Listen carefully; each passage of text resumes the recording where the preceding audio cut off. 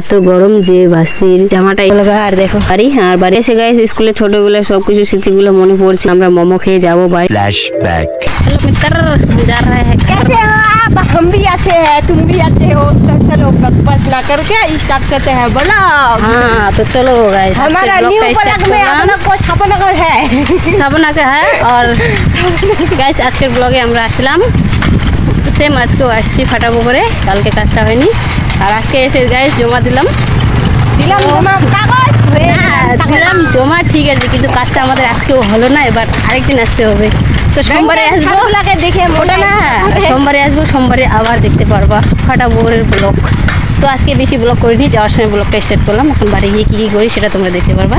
তার আগে আমরা যাবো আমবাড়ি, এই রাস্তা দিয়ে। এটা বাড়ি না গিয়ে আগে বাড়ি না গিয়ে আগে আমরা যাবো আমবাড়িতে, কারণ আমাকে চার্জারের পিন দিব। तो चलो কারণ আমার মোবাইল চার্জ নেই। তো চলো গাইস, আর এই পাস্তির অবস্থাটা দেখো, মিত্তার লাগিয়ে রাখছে। তো আজকে ব্লগটা খেতলাম উঠে গাইস। চলো আগে আমবাড়ি।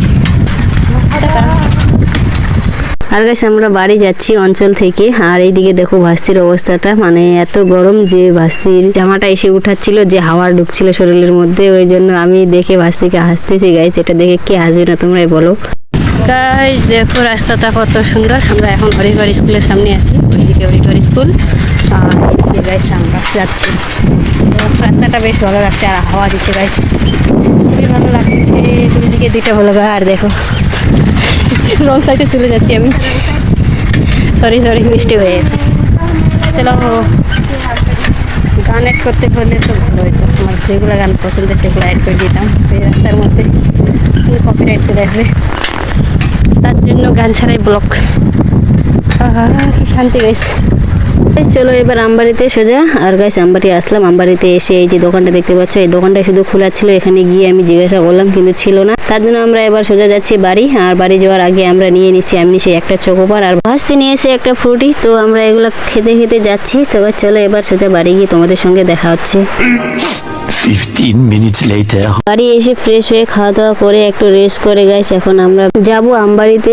আর যাবো আমি আর কাকিমা। তো চলো। আর এটা দেখতে পাচ্ছ গাইস, এটা হচ্ছে আমার কাকিমা। এখানে একটা জিনিস দেখলো, এই যে ঝুড়িটা কাকির ভালো লাগছিল, বলছে এটা আমি নিব কিছুদিন পরে। তো তার জন্য দেখলো যে কিরকম ভালো না খারাপ। তো দেখে আমরা এখন যাচ্ছি গাইস অনলাইনের দোকানের ওইদিকে। আর গাইস এখানে একটা অনলাইনের দোকান ছিল, ওইটা বন্ধ, তার জন্য আমরা চলে আসলাম আমাদের স্কুলের পিছনে যে অনলাইন দোকানটা থাকে, সেই দোকানটাও আজকে বন্ধ। জানি না কেন আমাদের আজকে ভাগ্যটা খুবই খারাপ, কারণ আমরা আসলাম অনলাইনের একটা কাজের জন্য। কাকিমার আধার কার্ডের যে ঠিকানাটা আছে ওইটা চেঞ্জ করবে, তার জন্য আসলাম। কিন্তু দেখো আজকে আমাদের ভাগ্যটা ভালো নেই, তার জন্য দুইটা অনলাইনের দোকানে বন্ধ। তো কাকিমাকে বললাম তাহলে স্কুলের ভেতরে চলো। তো কাকিমা আর আমি এখন যাচ্ছি গাইজ স্কুলের ভিতরে। আর অনেকদিন পরে যাচ্ছি গাইজ স্কুলের ভিতরে।